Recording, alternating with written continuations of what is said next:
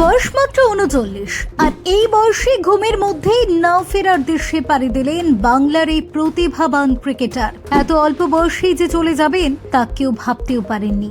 জানেন কে জনপ্রিয় ক্রিকেটার? দেখুন, বাংলার ক্রিকেট জগতে একটি দুঃখজনক ঘটনা ঘটেছে।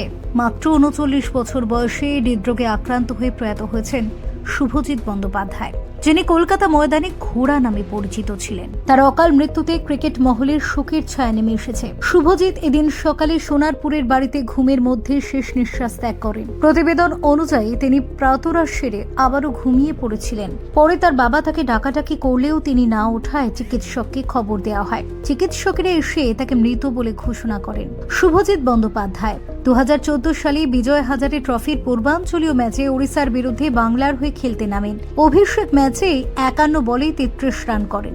এরপর তিনি রঞ্জি ট্রফিতে ভাদোদরার বিরুদ্ধে অভিষেক ঘটান।